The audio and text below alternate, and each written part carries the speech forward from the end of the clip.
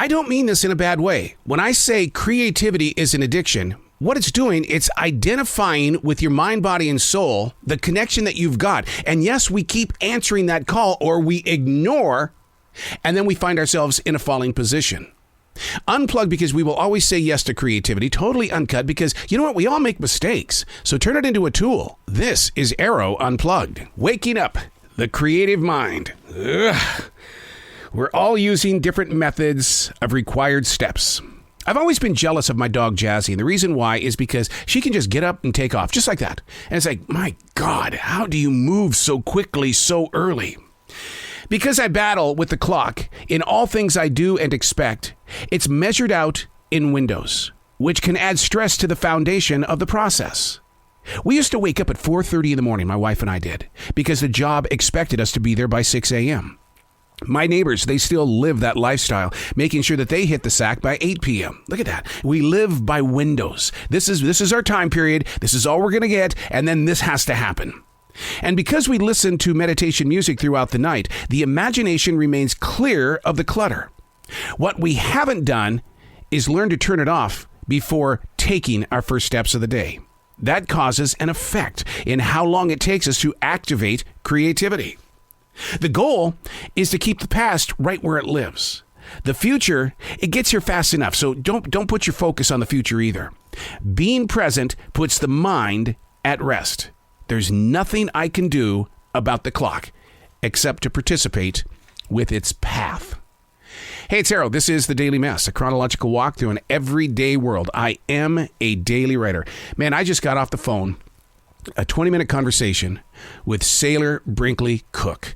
And she's got some sacred candles that are just mind-blowing. And to hear her story as to why she is doing this with these sacred candles is just something that'll just touch your heart and it will expand your personal growth. But you've got to check her out. Sailor Brinkley Cook.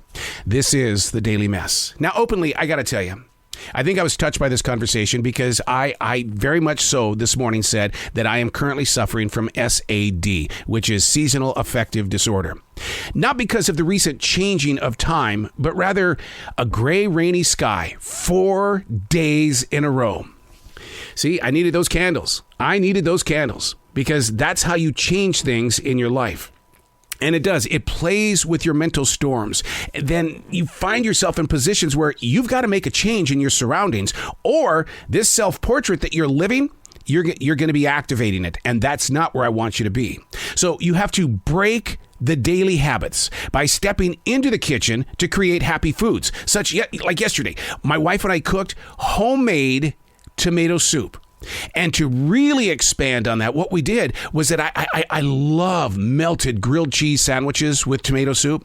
So what I did was I put some seasonal croutons in there, allowed that to spread out, and then you get American cheese, and all of a sudden you have very hot tomato soup with the melted cheese sandwich already in it, all in one bowl. See, going into the kitchen during those moments of SAD, seasonal affective disorder, doing something happy in your place where you're going, oh, I'm just feeling frumpy today. You know, it's too easy to get locked into an all-day binge watch. And binge watching, you know, we'll complain about a 3.5-hour movie. But man, we'll watch 5 or 6 episodes of a particular show on Netflix or on Hulu. We got to break that habit too. And the way that we broke that habit yesterday was that we took a long drive with Jazzy the dog. Yeah, we got out there. Sure, it was rainy. It was ugly, but it still broke the habit. It broke the cycle of binge watching television. And that's how you get beyond SAD. Instead of being addicted to that flat screen, find purpose in your growing screen. Writing is also a very important tool as well. It makes you personally aware.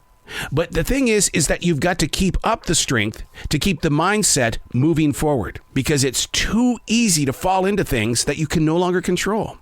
Writing is just like reading a book. When you're putting words on the paper, your imagination is going places as well. Learn to break the daily habits. There's a lot of people that suffer from seasonal affective disorder. I surround myself with a lot of lights, but it's not enough, especially on a gray, rainy, cold day. Break the daily habits. I'm Arroe, and that's the Daily Mess.